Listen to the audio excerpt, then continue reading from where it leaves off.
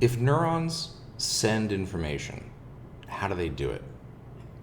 We're going to go into this today. And when I say information, what I mean is something called a neural impulse. Or, as we'll see in a second, it's called an action potential. Quite literally, we are sending electricity through a neuron whenever we're attempting to communicate something, say from our fingertips to our brain, or from our brain to our legs, getting us to move. All of that it happens because we're sending electricity. So if you imagine this, what we have here is, again, this is our neuron, and what we're showing here are several neurons connected. So on the very left side, we see the very end of some neuron that we can't see. Those are the axon terminals, and those are hooking up to the dendrites on the next cell. So the idea is that those axon terminals are sending some signal to the dendrites of that middle cell, and then if it receives enough of that signal, it sends its own electrical signal down the axon over to the next cell, all the way at the top right. All right, well, I want to go into a little bit of detail of how that electrical signal is generated. And this will probably be one of the most biology and chemistry heavy lessons of the semester. It really won't get more complicated than this. But those of you who may struggle with biology or have not done well at chemistry, I will keep most things simple. What I want you to get away from what I'm about to discuss is the process by which an electrical signal, a neural impulse, or what else is called an action potential, is generated. What is the step-by-step process by which your neurons send information from one location to another? Okay. Let's start here. This is our neuron. And for the next several minutes, we're going to specifically focus on this part. We're going to look microscopically, we're going to zoom in on the cell membrane. So that layer of fatty tissue that lines the outside of all animal cells, and in this case, since the neuron is an animal cell, also lines the neuron. So we're zooming in right here. And if we zoom in, I kept it purple because the neuron was purple. It's not really purple.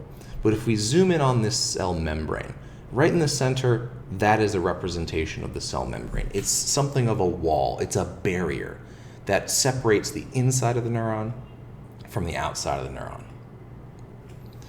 So I've labeled the inside and the outside here. On the very bottom, that's where the inside is going to be. And then at the very top is going to be the outside.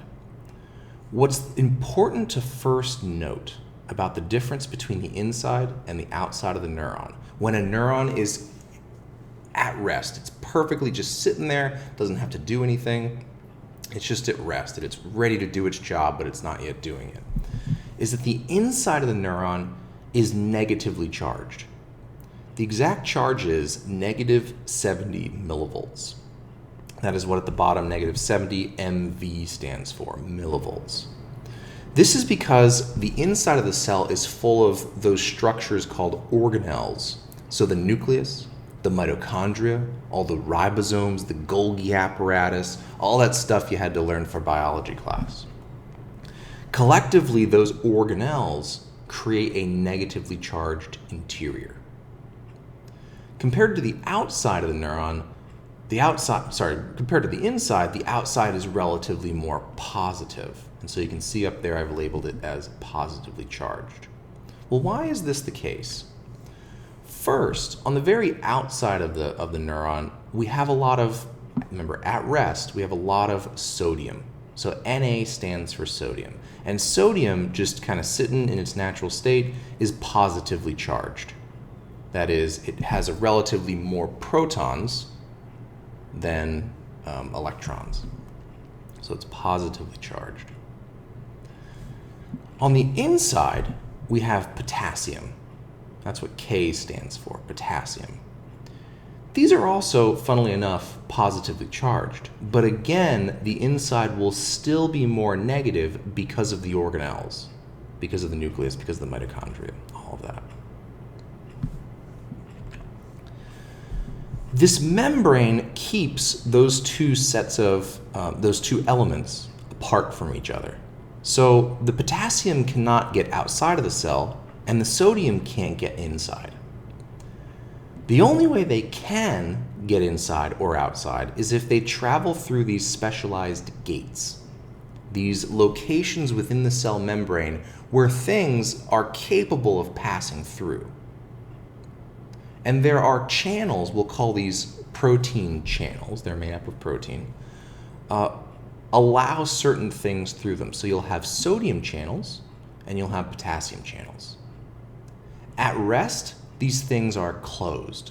So you can see in the very center of, say, the protein channel on the left, there's that black line going through the center. That's noting that this is a channel. Things can get through it. But at rest, that channel is closed. Nothing can get past. This is how the neuron looks at rest. So this allows us to do something. We can track what the charge of the inside of the neuron looks like. And here's the graph that we're going to use to do that. So on the very bottom of this graph, we have time. So we're going to just be looking at how the charge inside the neuron changes across time. And then on the left side, on the y-axis, we have the charge. Again, charge on the inside of the neuron. Like I mentioned, the charge is naturally at negative 70 millivolts. So that's where it's starting. And this is something called resting potential. So when a neuron is at rest, it is not really doing anything. It is at resting potential, negative 70 millivolts. All right, well, how do we get from resting to action? How do we end up making this neuron transmit information? Well, what's going to prompt that? Let's say you have your hand right here and something pinches your finger. So there's information that needs to be sent from your fingertip all the way up into your brain. Well, as you pinch your finger, what you're doing is you are stimulating those dendrites. You're sending information that the dendrites will pick up, they'll register and say, hey, wait a second, there's something here that I need to send to the brain. What'll happen is, as your dendrites pick up on that information, the inside of the cell is going to start to become a little bit more positively charged. How does that happen? Well, this is our resting state. When you start picking up information that needs to be transmitted, the first thing that your neuron is going to start to do is open up sodium channels. So this yellow protein channel on the left, this transports sodium, it'll start to open up. And just at first, just a few of these will open up. If these open up, what are the sodium channels naturally going to, or the sodium, what is the sodium naturally going to want to do? If the inside of the cell is negative and the outside of the cell is positively charged and sodium ions are positively charged, positive charges like to go with negative charges. This is, if you ever played with magnets, you know this. If you put the positive end of a magnet towards the positive, another positive end of a magnet, they tend to repel one another. Positive doesn't like to go with positive, negative doesn't like to go with negative. But positive loves to be near negative. So positive is attracted to negative. The sodium, once this channel opens up, will start to gravitate towards that channel and begin to enter the inside of the cell. So they'll travel through, and then you'll start to get sodium on the inside. If you have more sodium on the inside, the charge of the neuron is going inside the cell, inside the neuron, is going to increase. It's going to become more positive. So here we are. We're starting to become more and more positive. Well, at first, this is actually a very relatively slow, relatively gradual, kind of small, modest reaction by the neuron. It's not changing very much. However, once it hits a certain charge, and in this case that charge is about negative 55 millivolts, you're going to reach something called threshold. The threshold is the point at which the neuron hits kind of a firing point. So you can think of the threshold as the trigger for the neuron. Once the charge gets to negative 55, there is a very large response by the neuron where it opens up all of its sodium channels. So at first there were just a few sodium channels opening up. Once you hit threshold, all of the sodium channels open up. So what happens is there's this huge rush of sodium that gets transported from the outside of the cell to the inside of the cell. And if that's happening, the inside of the cell suddenly becomes very positively charged. This event where sodium rushes into the cell, into the neuron, and becomes super positively charged is called depolarization.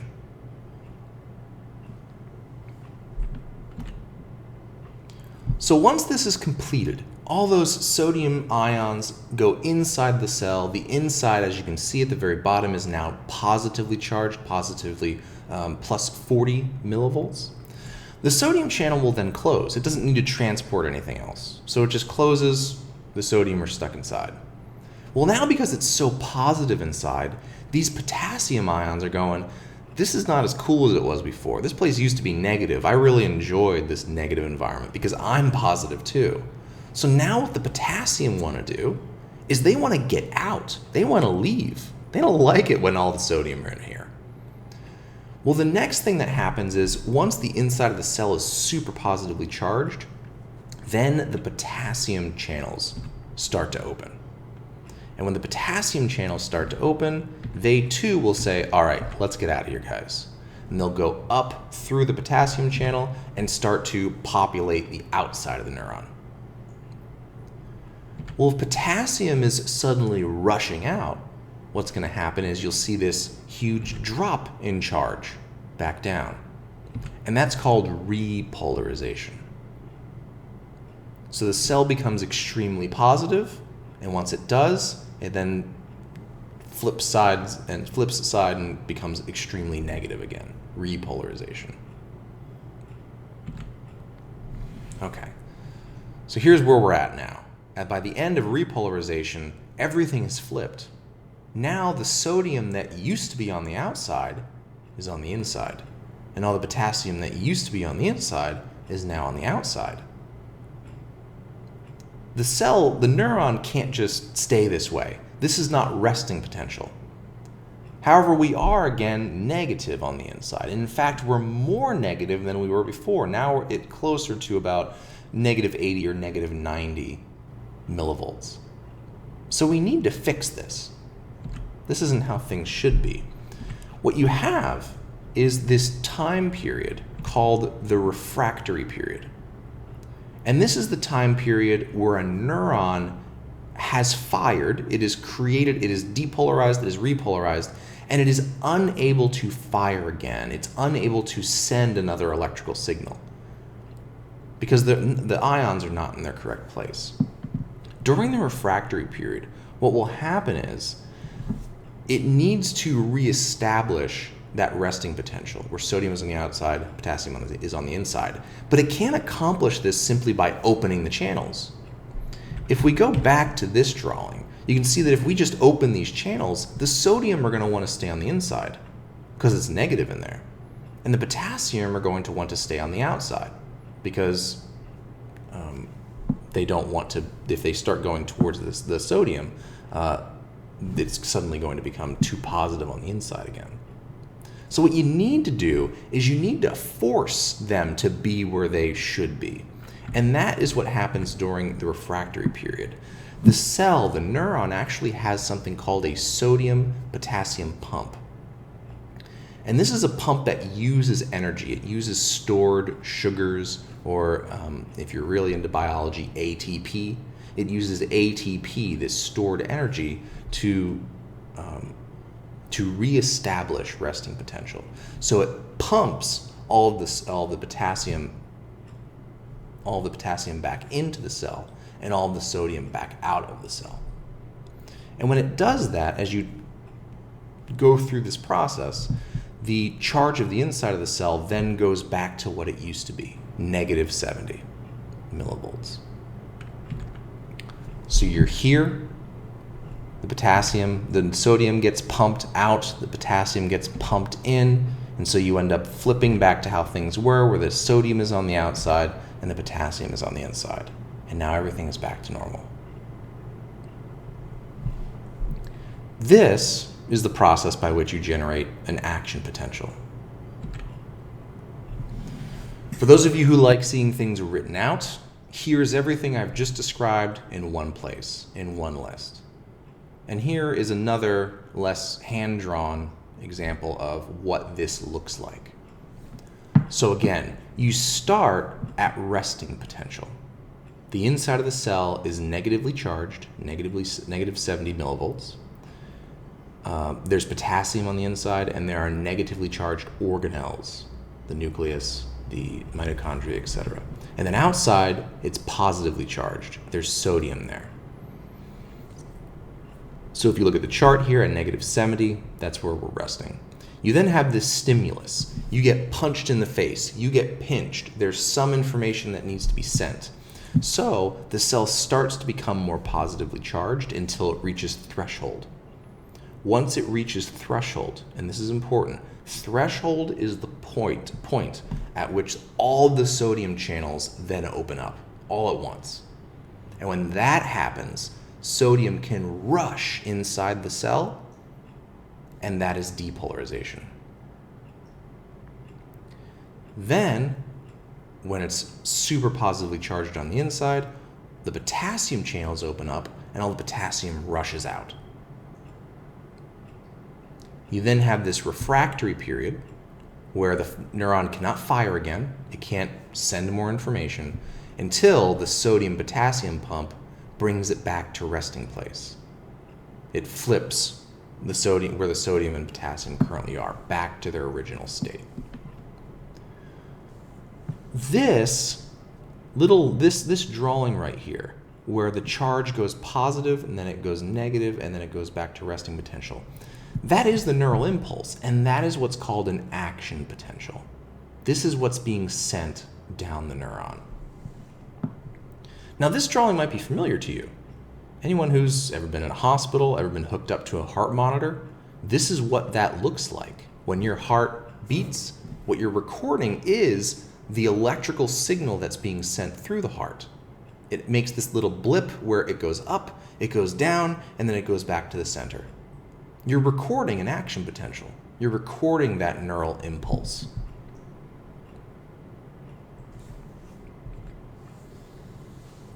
Okay, so we have this action potential. It's being generated inside the neuron, and it's being sent from the cell body through the axon to the axon terminals. Now, how is that action potential then sent to other cells? We'll cover that in our next lecture. Spoiler alert, it's the axon terminals. And what these do is they convert electrical signals into chemical signals. We'll find out that a neuron sends this information not just through electricity, but also through certain chemicals.